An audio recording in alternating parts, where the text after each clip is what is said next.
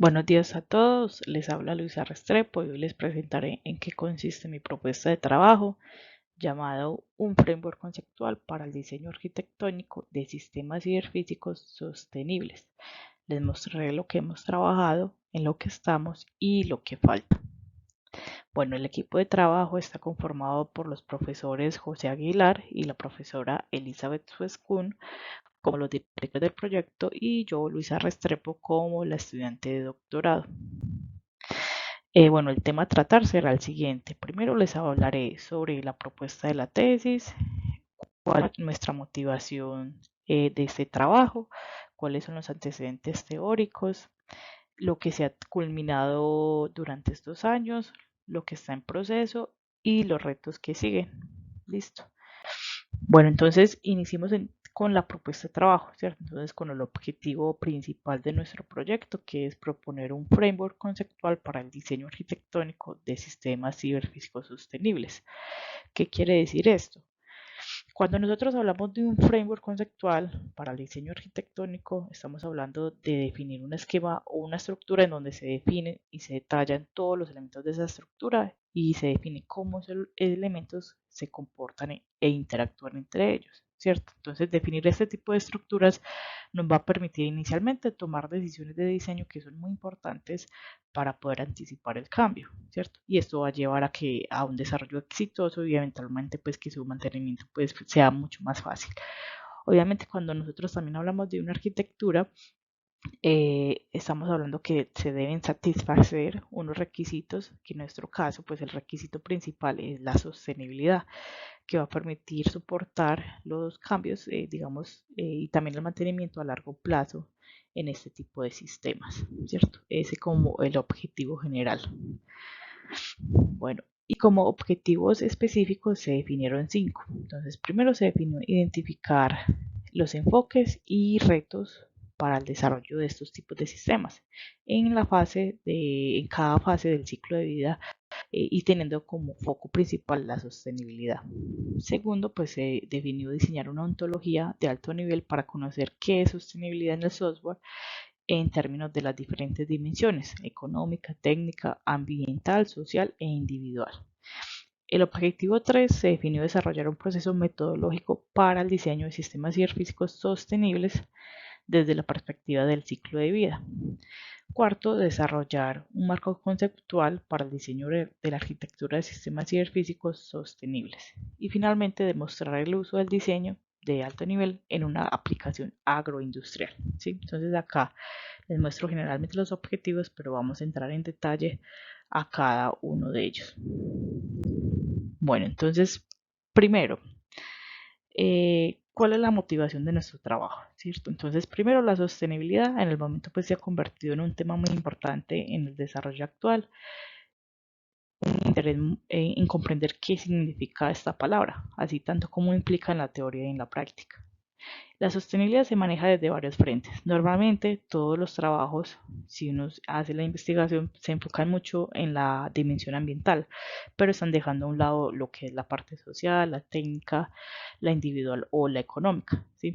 Otro motivo en cuanto a nuestro trabajo es porque el mantenimiento y la evolución de estos sistemas puede ser muy costoso y doloroso debido pues que hay una continua y rápida evolución de la tecnología, ¿sí? Digamos porque inicialmente en el diseño de estos sistemas pues no se tuvo en cuenta el cambio para que estos sean sostenibles. Entonces queremos identificar cómo podemos ayudar a que estos sistemas sean más entendibles y fáciles de cambiar. Otro de nuestros objetivos, y eso lo encontramos en la revisión de la literatura, es que identificamos que la definición de sostenibilidad que se encuentra tiene inconsistencias terminológicas en cuanto a los conceptos relacionados con la sostenibilidad. Eso se debe a que cada investigador ha establecido una definición de lo que es sostenibilidad. Entonces, muchas veces las definiciones de conceptos pueden ser las mismas mencionadas por otros autores, pero utilizan otros términos. Entonces, por ejemplo, acá vemos que utilizan la palabra eficiencia de desempeño, eficiencia energética, consumo de energía, desempeño y eficiencia. para referirse a lo mismo, ¿sí?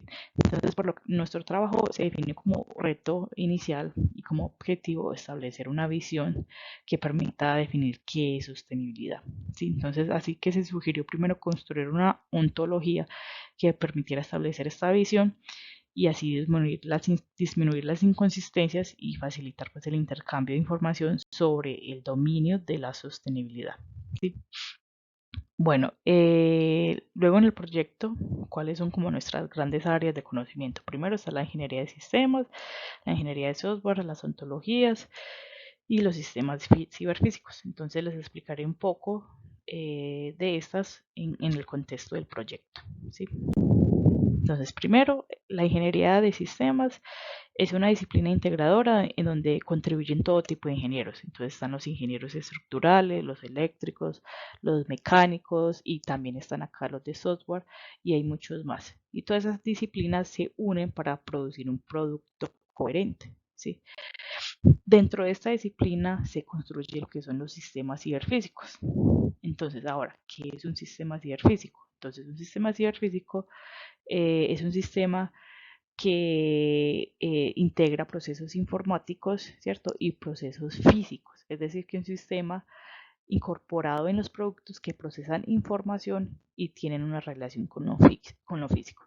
Estos se encuentran en todo tipo de áreas. Acá pues algunos ejemplos, ¿cierto? Entonces vemos en los carros, en los aviones, en los trenes, en los barcos, bueno, en la industria. Entonces, por ejemplo, un avión se compone de equipos que procesan información, como son los sistemas de control de vuelo, el sistema de anticolisión, los sistemas que informan el estado del avión al piloto, ¿cierto? Todos estos digamos, todos esos sistemas interactúan con el ambiente mediante métodos de comunicación, que en este caso serían como los sensores, como de temperatura o de velocidad, otro tipo de sensores que interactúan con el ambiente y procesan información y permiten al piloto conocer el estado del avión, ¿cierto? Pero debemos de recordar que estos sistemas tienen ciertas restricciones, ¿cierto? En tiempo, energía y espacio. Si el avión se queda sin energía o gasolina, pues estos sensores, digamos, no funcionarían y pues los pasajeros correrían un gran riesgo, ¿sí? Estos sistemas tienen un gran potencial porque provee una amplia gama de aplicaciones y unos servicios muy innovadores, prácticamente lo que uno se imagine. Por ejemplo, equipos para ayudar a pacientes con enfermedades, reducir el consumo de energía en edificios, equipos de reconocimiento facial y bueno, hay demasiadas aplicaciones de este tipo de sistemas, ¿sí? Ahora, entonces, ¿de qué se compone básicamente un sistema ciberfísico? Entonces, este se compone de tres capas. Una capa física, en donde encontramos todo lo que son sensores, actuadores, celulares, ¿sí? Hay una capa de red que sirve como un medio de comunicación entre la capa física y la capa ciber. Acá se utilizan todos los protocolos de comunicación como HTTP, REST, MQTT, y bueno, y la capa ciber, la superior, podemos decir que es todo lo que concierne a la ingeniería de software, incluyendo también la capa de red. Entonces, en la capa ciber encontramos los servidores, bases de datos, aplicaciones y bueno, muchas cosas más. Y algo muy importante en el diseño de estos sistemas es la autoadaptación, ¿cierto? Que es la capacidad de un sistema de modificar su comportamiento o la estructura en respuesta a cambios en el entorno, ¿cierto? O en sus requisitos. Entonces, un método muy utilizado para alcanzar esto es el famoso MAPK, que es lo que ven en el círculo amarillo. Bueno, entonces MAPK está dividido en 5 componentes, que es monitorear, analizar, planificar, ejecutar y conocer. Entonces, el monitor es el que colecta la información de los sensores, el que analiza, luego pasa al que analiza la data, el que crea el plan para alcanzar un objetivo, el que lo ejecuta y tenemos una base de conocimiento para todos los componentes, ¿cierto? Entonces, eso es lo que básicamente hace MAPK. ¿Sí? Entonces, por ejemplo, si hubo un fallo en el sistema, pues él mismo se adapta, o si hay un nuevo nodo o sensor, él automáticamente lo integra al sistema.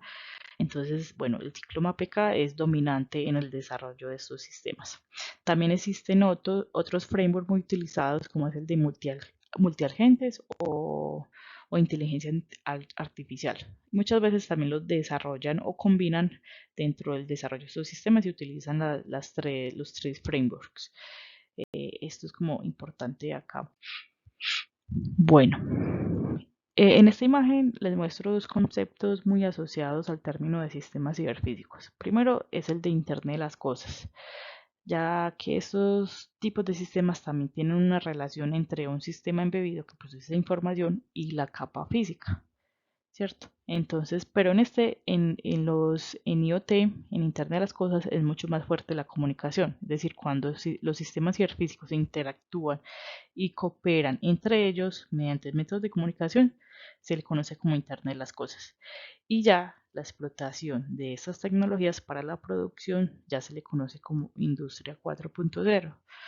Por eso en nuestro trabajo incluimos estos términos, pero siempre enfocándonos en sistemas ciberfísicos. Listo. Ahora hablemos de la otra área de conocimiento, que es la ingeniería de software, que como vimos hace parte de los sistemas ciberfísicos, pero en la ingeniería de software está fuera de sus dominios la parte física. Recordemos que el sistema de software son abstractos, son intangibles y no están gobernados por leyes físicas. Dentro del proceso del desarrollo de estos sistemas, pues nos enfocaremos en la fase de diseño, que es lo que compete al proyecto. Bueno, entonces en el desarrollo de estos sistemas es muy importante y principalmente en la fase de diseño el desarrollo de la arquitectura de un sistema, ¿cierto? Del sistema. Entonces, primero, ¿qué es la arquitectura?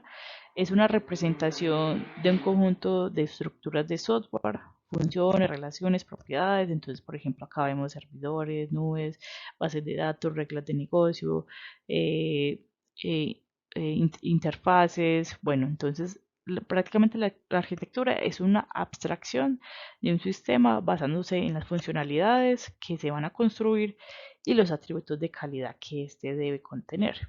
¿Sí? Entonces, cuando yo hablo de un atributo calidad, me refiero a la capacidad que el sistema debe proveer y que influye mucho en la arquitectura de un sistema. ¿Sí? Entonces, para que nos quede claro, un requisito funcional define el que debe hacer el sistema, pero el atributo de calidad define el cómo. Entonces, por ejemplo, un requisito funcional es por decir cuando el usuario presiona el botón verde, entonces va a aparecer un cuadro de diálogo opciones. Ya el atributo de calidad, pues, por ejemplo, define la rapidez con la que ese cuadro va a aparecer, ¿cierto? En menos de un segundo, en menos de 2 segundos, ¿sí? Y esto influye en las decisiones de la arquitectura, porque esto quiere decir que la eficiencia y los recursos de donde está alejado el software pues debe cumplir con ciertos requerimientos para que pueda funcionar sin problema. La norma ISO 25000 define 8 atributos de calidad, acá los vemos en pantalla, y estos a su vez tienen unas subcaracterísticas. Y bueno, ¿por qué estos atributos de calidad son importantes en nuestro proyecto? Porque primero, cuando nosotros hablamos de arquitectura de software, esos atributos son intrínsecos, ¿cierto? Y además porque la sostenibilidad de un sistema está fuertemente relacionada con los atributos de calidad, ¿cierto? ¿Por qué? Veamos el tema de la sostenibilidad.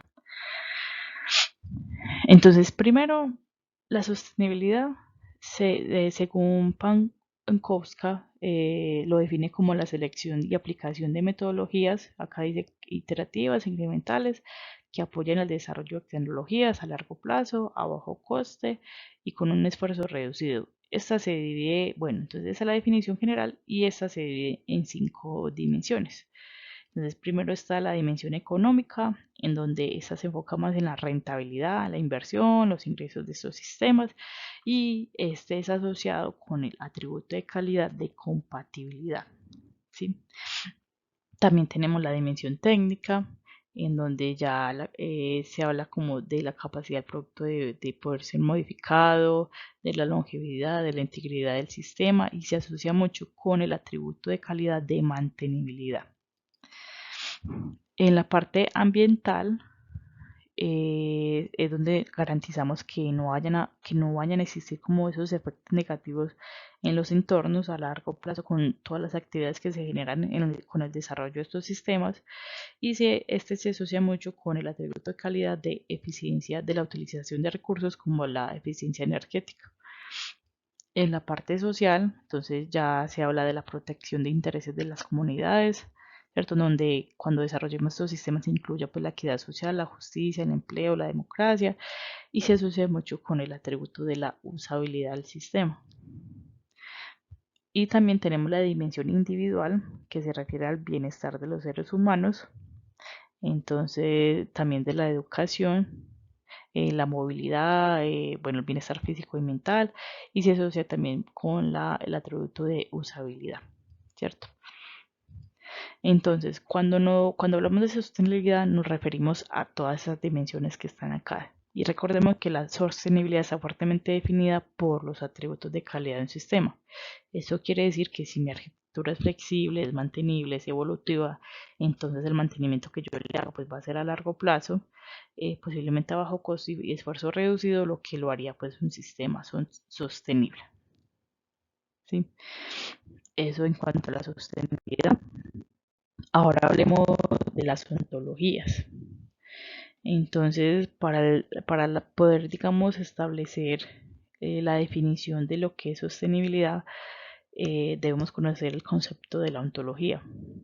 ¿Sí? Entonces, las ontologías lo que hacen es que definen estructuras de conocimiento y promueven la comprensión compartida sobre un dominio. Entonces, yo tengo un dominio y lo que hago es que defino cuáles son como los términos de ese dominio y cómo esos términos se interrelacionan. Y de esa manera puedo establecer como digamos, la definición de ese dominio. ¿Sí? En el desarrollo de las ontologías existen diferentes métodos y metodologías para sistematizar la implementación de estas. Una de las más utilizadas es Methodology, que se utiliza demasiado en diferentes campos y esta se divide en 6 fases. La fase de especificación donde se establece el objetivo y el alcance de la ontología.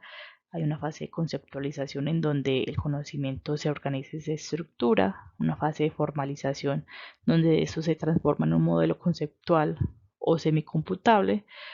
Se integra con otras ontologías, finalmente pues ya se implementa un modelo computacional y se le realiza mantenimiento. También hay otra metodología llamada RepSeno, que es una adaptación de Methodology, y RepSeno lo que nos permite es como ya modelar el conocimiento utilizando estructuras conceptuales como es el lenguaje modelado unificado como el diagrama de clases. En esta también en esta lo que se hace es que se definen, digamos, los conceptos y sus relaciones mediante tablas, y la validación de la ontología se comprueba ya su consistencia y bueno, se comprueba a través de instancias o casos de estudio. ¿Sí? Eso en cuanto a las metodologías de las ontologías. Ahora sí, empecemos como ya al terminar como de revisar el marco teórico, hablemos un poco de lo que se ha hecho en cuanto al desarrollo de los objetivos. Entonces, iniciemos con el primero, que fue identificar los enfoques y retos utilizados para desarrollar sistemas ciberfísicos autoadaptables en cada etapa del ciclo de desarrollo de los sistemas, centrado en la sostenibilidad. ¿Sí? Entonces, para este primer objetivo, se hizo una revisión de literatura sistemática que permitiera identificar esas tendencias y los retos en el desarrollo de sistemas ciberfísicos autoadaptables sostenibles. Entonces, el análisis se hizo para cada una de las fases del ciclo de desarrollo de los sistemas, pero para esto fue necesario crear un híbrido entre el ciclo de la ingeniería de sistemas y la ingeniería de software, y como resultado surgieron las siguientes fases: una fase de planeación, de especificación, de análisis, de diseño, de implementación, de integración, de control de calidad y mantenimiento, en donde la sostenibilidad impacta principalmente la fase de diseño. Entonces queríamos identificar las tendencias y retos en el desarrollo de este tipo de sistemas. Acá nosotros vemos una imagen muy general del resultado de nuestra revisión de la literatura, en donde revisaremos los puntos más importantes. De esta manera.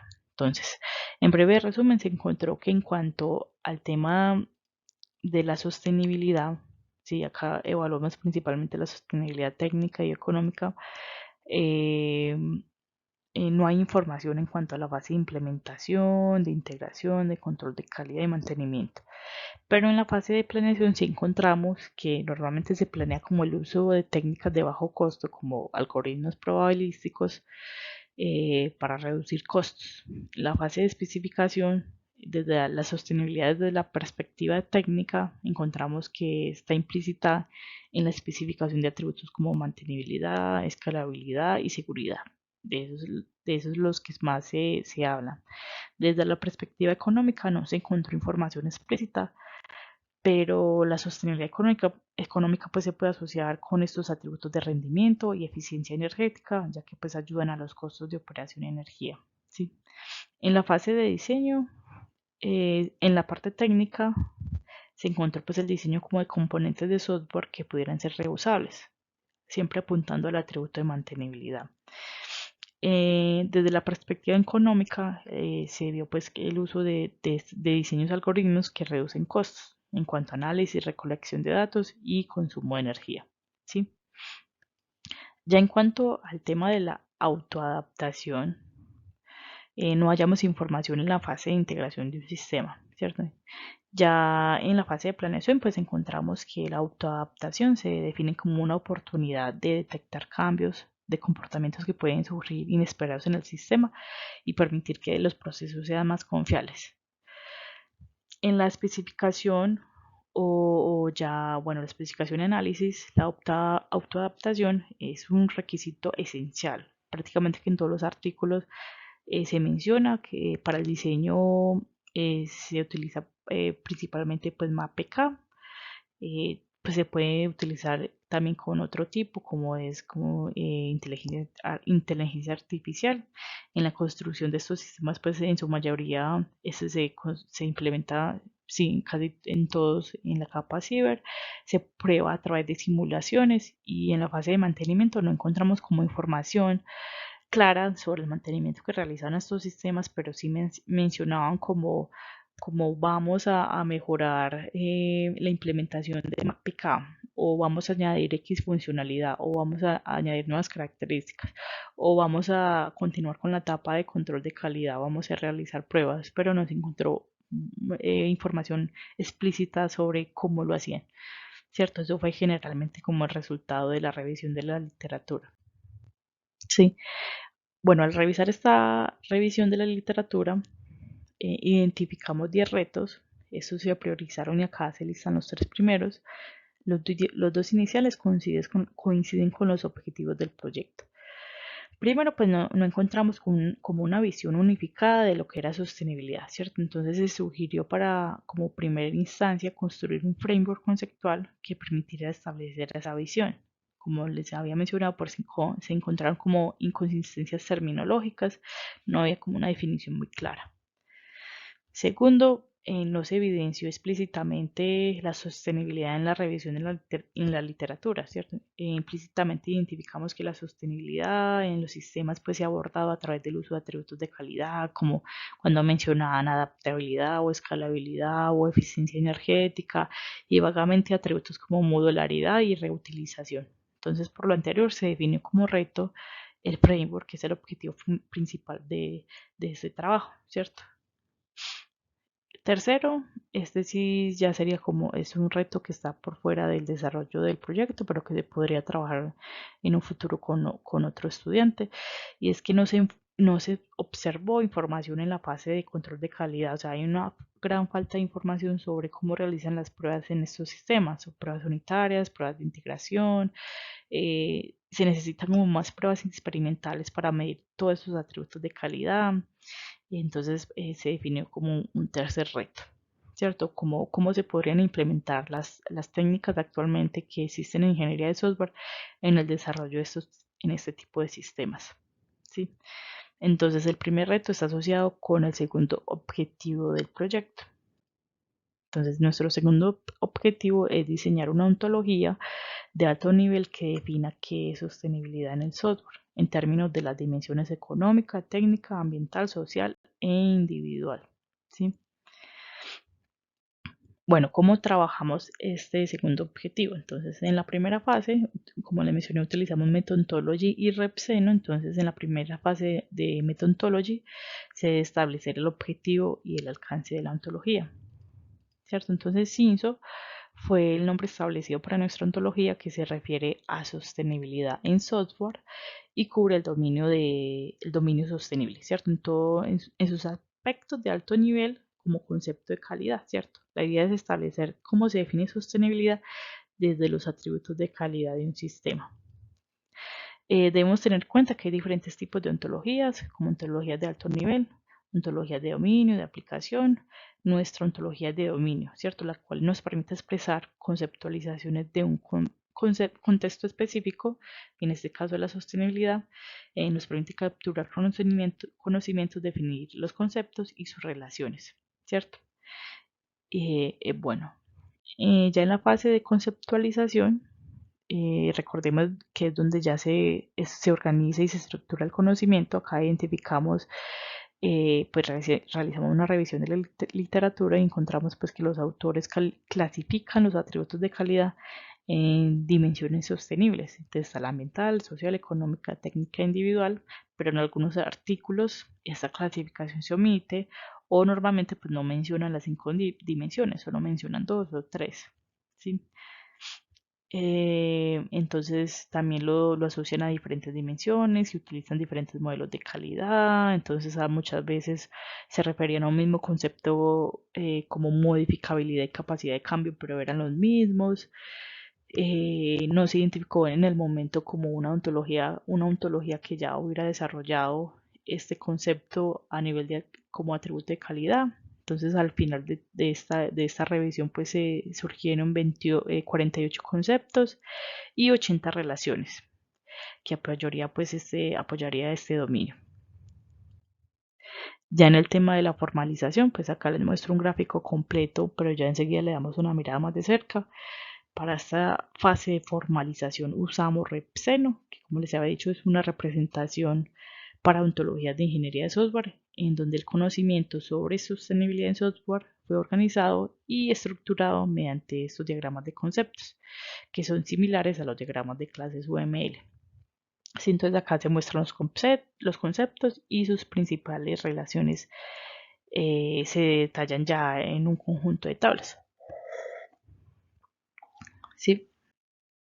Entonces, al mirar más de cerca, tenemos generalmente dentro de la ontología, tenemos los atributos de calidad de software, tenemos las dimensiones de la sostenibilidad y además tenemos la integración con otras ontologías, que en este caso hemos tomado algunos conceptos de la ontología de medición de software llamada SMO.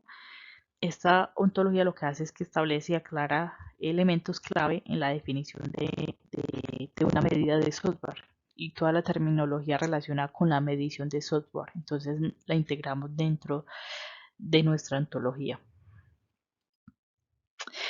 Sí, entonces en cuanto a las relaciones, pues acá ya vemos un poco más de detalle. En cuanto a las relaciones, estas fueron adaptadas, como les mencioné, del diagrama de clases UML. Entonces, por ejemplo, en este caso, el rendimiento, que ven acá en verde, este atributo impacta directamente la dimensión económica de la sostenibilidad, ¿cierto? De la dimensión. Este atributo tiene unas subcaracterísticas que heredan de su padre. Por ende, todas ellas impactan también la dimensión económica, pero algunas de ellas impactan otras dimensiones, como es el caso de la reutilización de recursos. Este impacta directamente la dimensión ambiental y el comportamiento temporal afecta la dimensión técnica. Entonces, esta es una parte de la ontología. Así se establecieron todas las relaciones para los atributos de calidad y las dimensiones de la sostenibilidad. ¿Sí? Ya para el tema de la implementación, después de tener como formalizado nuestra ontología, se usó el editor de Protege, que permite la construcción de ontologías. Como resultado, cada uno de los conceptos que definimos en nuestra ontología se transformaron en una clase. Cada una de las relaciones en propiedades de objeto y cada uno de los atributos en propiedades de datos. ¿cierto? Entonces, además, para permitir la evaluación de CINSO, pues la ontología fue pobladamente una creación de instancias, objetos en cada de las clases a las que se les hace referencia en Protege como individuos, ¿cierto? Entonces se crearon instancias de ellos. Dentro del desarrollo de la ontología se construyeron los axiomas, que son expresiones lógicas que siempre son verdaderas y se utilizan normalmente para especificar restricciones en la ontología.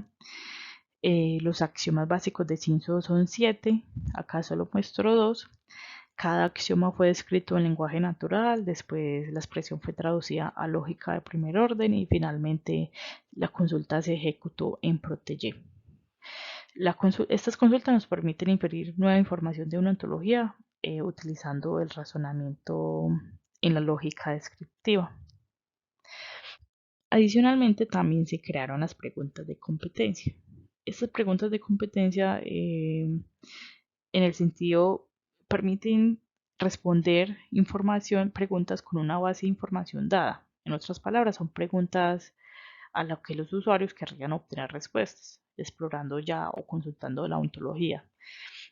Entonces yo puedo preguntar, bueno, tengo, digamos, ya instancia en mi ontología, yo quiero saber cuáles son las dimensiones que está impactando mi dominio, o quiero conocer cómo estoy impactando la dimensión económica, o quiero conocer cómo estoy impactando la dimensión técnica. ¿Sí? Entonces, además de esto, pues estas preguntas de competencia se usaron para evaluar la ontología, ya pues que nos permite realizar pruebas sobre la ontología y verificar realmente pues si la ontología responde a las necesidades del usuario final.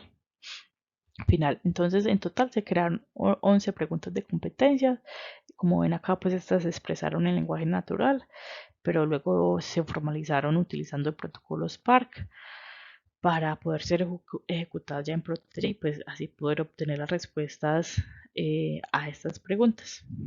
Y de esta manera pues se permitió evaluar pues la correcta implementación de la ontología. Bueno, adicionalmente para probar la correcta implementación, como les mencioné, nosotros poblamos toda la ontología con unas instancias básicas. Se crearon 3 dominios, para cada dominio se asociaron unos atributos de calidad y luego se empezaron a probar los axiomas y las preguntas de competencia. Entonces, por ejemplo, nosotros queríamos resolver el primer axioma en donde queríamos validar esta que dice acá, dice para cualquier dominio, sea económicamente sostenible, debe poseer los atributos de modificabilidad, portabilidad, compatibilidad, capacidad de protección de errores, capacidad de aprendizaje, eficiencia. Bueno, entonces este axioma pues se ejecutó en Protege con la consulta pues, respectiva y el razonador nos devuelve. Concluye que el dominio 1 es el único pues, que cumple con este axioma, declaración que es correcta, ya que el dominio 2 pues, está asociado con el atributo de probabilidad y el dominio 3 pues, no tiene ningún atributo asociado. ¿Sí? Entonces nos permite validar los axiomas. Luego probamos las preguntas de competencia. Entonces, por ejemplo, yo quería preguntar cuáles son las dimensiones de la sostenibilidad impactadas por el dominio 1, a los cuales pues Protege muestra que las dimensiones técnicas y sociales que se ven afectados por el dominio 1, que coincide pues con lo esperado, y así pues me permite verificar la satisfacción de los requisitos mediante el conocimiento que tiene la ontología. Luego de realizar como todo este trabajo de implementación y evaluación, lo que hicimos fue instanciar la ontología en un caso de estudio real. Utilizamos el caso de hogares inteligentes para personas mayores que fue implementado por Saputri y Lee.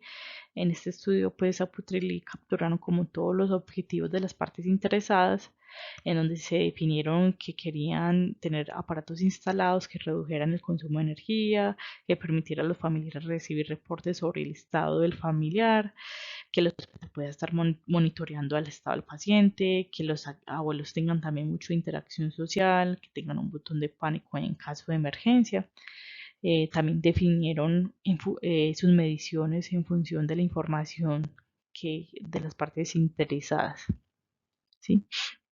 Entonces acá visualizamos un ejemplo de la instanciación del caso de estudio, en donde las metas del caso de estudio se instanciaron como objetivos, las métricas y medidas como métricas y medidas en la subontología, y los atributos de calidad por ella fueron extraídos del caso de estudio, porque muchas veces no eran explícitos, entonces había que sacarlos de la información.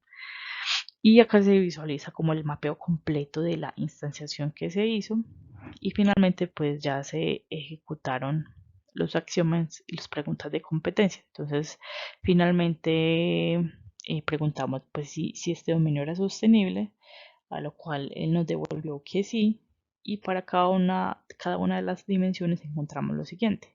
Entonces nos dice, vea, este dominio es sostenible económicamente. ¿Por qué? Porque ellos están optimizando los costes de servicios, controlando el tiempo de ejecución, invocación de métodos en el código fuente. Eh, en la parte técnica, porque son sostenibles, pues ya que hay muchos que dicen por qué, ya porque, digamos, proponen soporte para diferentes plataformas, proporcionan resultados de monitorización correctos, reducen complejidad, tienen un sistema escalable, controlan los mensajes perdidos en todo el sistema, ¿sí? En la parte ambiental, porque impactan la parte ambiental, porque se enfocan también en la parte del consumo de energía, ¿cierto? También mide el nivel de reutilización del proyecto. En la parte social, ellos apoyan la interacción de los usuarios con sus familiares o vecinos, ¿cierto? Para que ellos se puedan comunicar con ellos. En la parte individual, cómo impactan, lo que ellos hacen es que proporcionan al abuelo que él pueda como ajustar sus preferencias en cuanto a temperatura, iluminación y consumo de energía, ¿cierto? Entonces, de esa manera impactan en la dimensión individual. ¿Sí?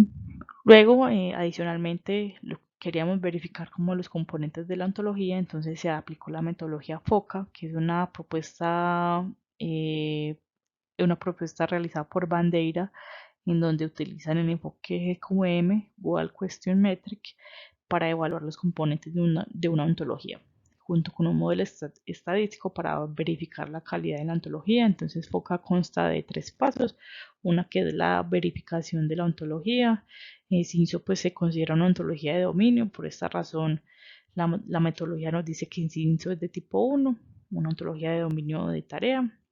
Luego lo que se hace es una verificación de las preguntas, ¿cierto? Entonces se aplica GQM en este paso, en donde ellos ya tienen establecidos una serie de preguntas que permiten evaluar la calidad de la ontología. Entonces los autores definieron para cada una de las preguntas criterios específicos, ¿cierto? Mediante la asignación de valor correspondientes de 0 a 100. Por último, lo que se hace es que se calcula la media de cada uno de los objetivos con referencia a estas puntuaciones alcanzadas para cada una de las preguntas que están asociadas a los objetivos. Entonces seguimos al pie de la letra los pasos definidos por esta metodología. El puntaje se dio entre todos los autores. Sí, entonces finalmente se calcula la calidad de la ontología utilizando el modelo que ellos definen, un modelo de regresión definido en la metodología, y el resultado de calidad dada fue de 0.998, y ya que el resultado es cercano a 1, pues se concluye que la metodología, según la metodología, que sin pues tiene una alta calidad. ¿En términos de qué? Ellos definen en términos de sustitución, ¿cierto? Que según esto, que hay una gran coherencia entre la documentación, entre las preguntas de competencia, entre los términos principales, los objetivos y los conceptos que tenemos en nuestra ontología. En la segunda, que es compromisos ontológicos, pues que nosotros estamos presentando, o sea, están bien presentados el dominio y hay una coherencia con el mundo real.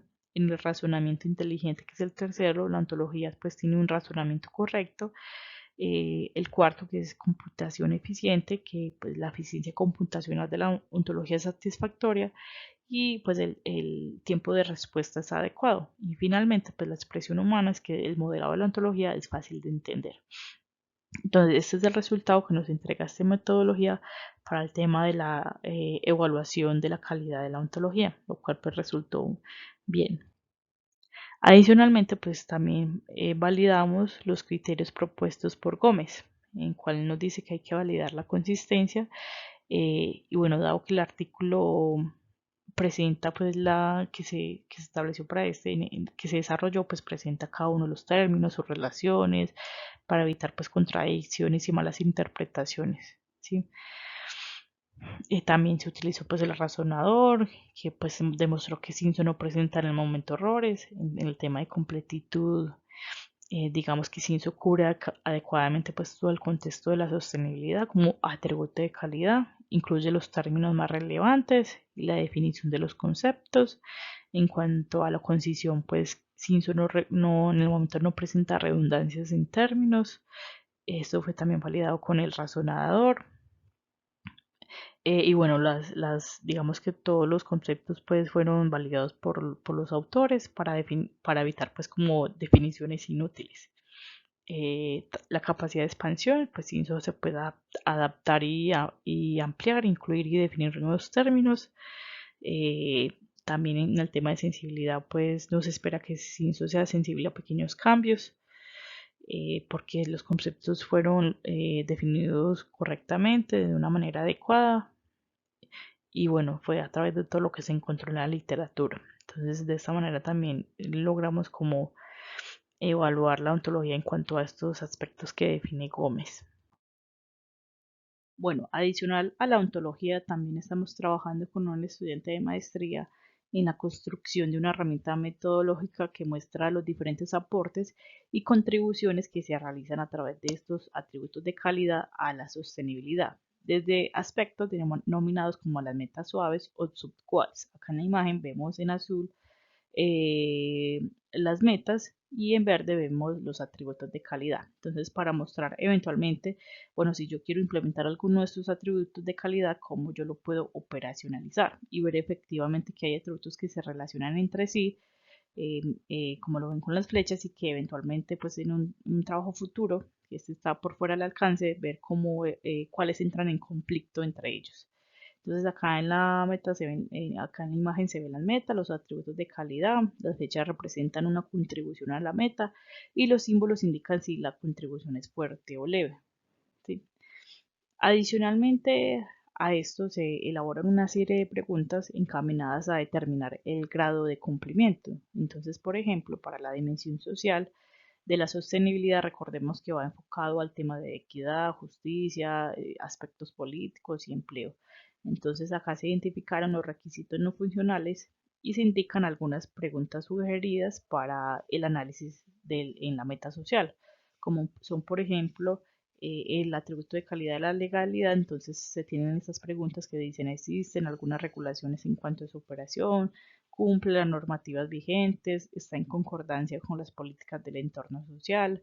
Y bueno, todas estas preguntas pues permiten ponderar el grado de cumplimiento de estas metas. Y bueno, es un trabajo que está todavía en proceso. Ahora sí pasemos al objetivo 3, que ya después de terminar como establecer como esta visión unificada de lo que es sostenibilidad, entonces finalmente pasamos al desarrollo de un proceso metodológico para el diseño de sistemas ciberfísicos sostenibles desde la perspectiva del ciclo de vida. Bueno, para este objetivo se estableció dentro del ciclo de desarrollo de sistemas una serie de actividades que se deben llevar a cabo para integrar. ¿Cómo puedo yo integrar la sostenibilidad en los sistemas cuando inicio desde cero el desarrollo? ¿Cierto? Entonces, estas actividades se definieron en cada una de las fases del ciclo de desarrollo de estos sistemas y estas están en proceso de refinamiento. Adicionalmente está pendiente la instanciación de esto en un caso de estudio, y bueno, este objetivo se está trabajando en conjunto con un estudiante de maestría. Entonces, acá vamos. Para el objetivo 4, que es desarrollar un framework conceptual para el diseño de la arquitectura de sistemas ciberfísicos sostenibles, que es nuestro objetivo principal. Con el apoyo de un estudiante de maestría, pues se realizó una revisión de literatura para conocer el panorama actual, conocer cuáles son esos frameworks, estrategias, metodologías y representaciones que se utilizan en el desarrollo de sistemas ciberfísicos y software, con el objetivo de poder tomar toda esta información y construir un framework, ¿cierto? Construir la versión preliminar de nuestra propuesta, ¿cierto? Teniendo como siempre objetivo en mente la independencia de cualquier tipo de tecnología, ¿sí? Entonces, y el tema pues de la sostenibilidad, que es muy importante. Como resultado de este trabajo, se identificaron como algunos requisitos más importantes para el correcto desarrollo de estos sistemas. Primero, se tiene la tolerancia a fallos, que el framework permite que el sistema pueda funcionar sin interrupciones cuando algún componente vaya a fallar. También la seguridad, que los componentes del sistema no pueden ser comprometidos porque pueden dar pues, a resultados muy fatales. La sostenibilidad, que es nuestro principal atributo, ¿cierto? Que tener en cuenta el tema de la obsolescencia, la inclusión de nuevos componentes con un impacto mínimo, también la flexibilidad del sistema que permita adaptarse a un cambio externo, la confiabilidad, que los datos entregados sean los correctos y el sistema funcione sin fallos, y por último que el sistema pueda adaptarse a distintas situaciones en tiempo de ejecución. ¿Sí?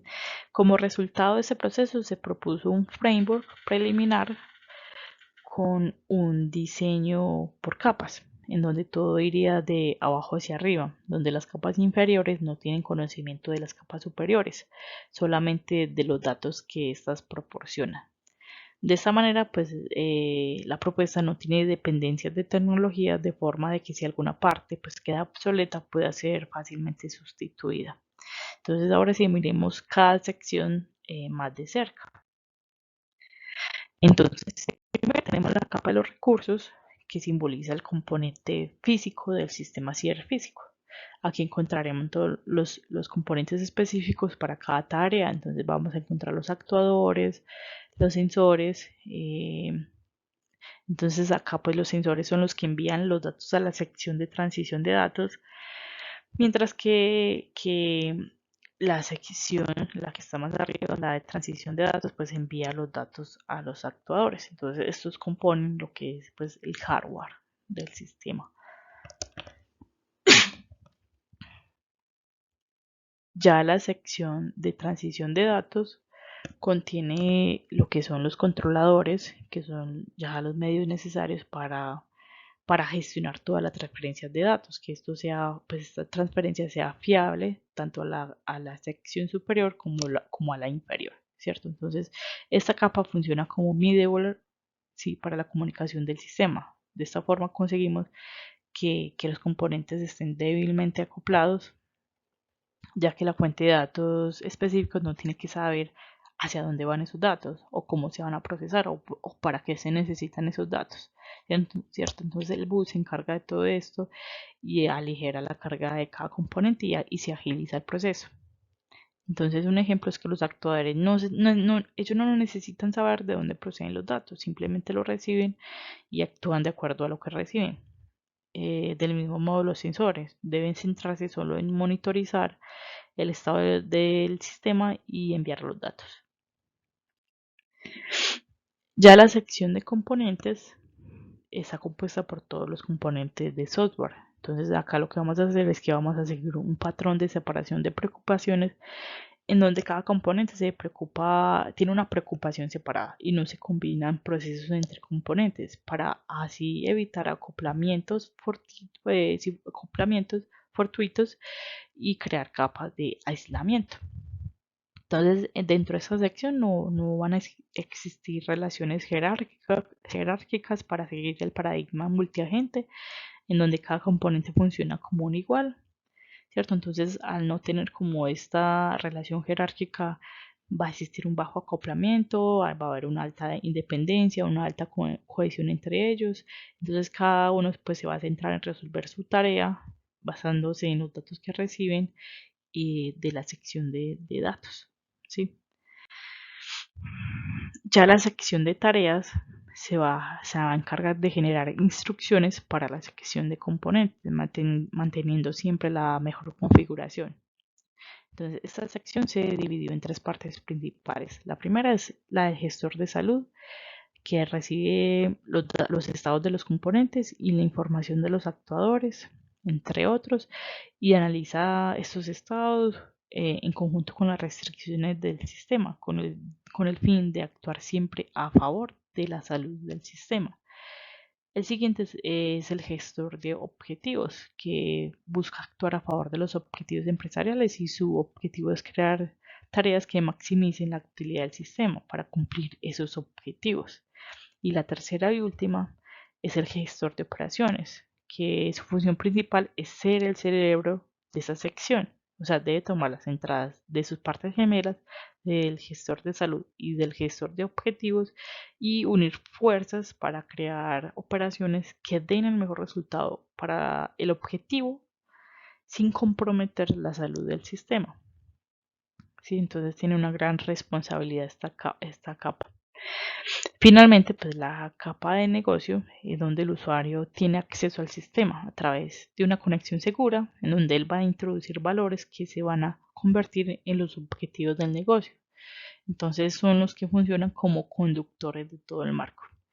Y obviamente pues acá debe funcionar de una manera muy segura, porque estos afectan directamente el funcionamiento de todo el sistema. Bueno, entonces una vez visto como la estructura general del marco y cómo funciona, entonces una revisada como general. Entonces la propuesta empieza por la sección de objetivos empresariales, donde revisaremos como los objetivos que debe cumplir el sistema y van a ser en la entrada de todo el proceso, ¿cierto? Entonces una vez que tenemos solo los objetivos que satisfacen estas necesidades, pasaremos al de tareas. Entonces, en la sesión de tareas se crean los gestores de tareas, empezando por el gestor de salud. El usuario debe identificar las restricciones del sistema para poder mantener un correcto funcionamiento a la vez que se cumplen los requisitos no funcionales. El gestor de objetivos cuya entrada son los objetivos previamente definidos, este se centra únicamente en cumplir estos objetivos. Por último, como le mencioné, el gestor de operaciones recibe las restricciones del gestor de salud y los objetivos del gestor de objetivos, ¿cierto? Para cumplirlos de forma de que el sistema pueda funcionar a lo largo del tiempo. La de componentes, que se centra en la sostenibilidad y mantenibilidad, tenemos componentes centrales en que sean reutilizables, bajo acoplamiento, manteniendo una alta cohesión. La sección de transición de datos, que funciona como el middleware, que se centra en la mensajería entre la capa superior y la capa inferior. Por último, la sección de recursos, que ya es dependiente del hardware, ¿cierto? Entonces, como le mencioné, esta es una propuesta preliminar en la que falta relacionar, asociar bien el marco MAPK, definir claramente las dimensiones de la sostenibilidad impactadas y su implementación en cada una de ellas, ¿cierto? Por eso es que tenemos finalmente como trabajo futuro seguir trabajando en la propuesta preliminar en su documentación para poder luego realizar estudios sobre la aplicación del framework propuesto y así analizar pues la efectividad de la propuesta también en otras arquitecturas, y igualmente también continuar a la par con el desarrollo del objetivo número 13, que se está realizando con el apoyo de un estudiante de maestría. ¿Sí? Entonces, eso fue todo en cuanto a mi presentación. Muchas gracias a todos y a la espera de sus comentarios. Feliz noche para todos.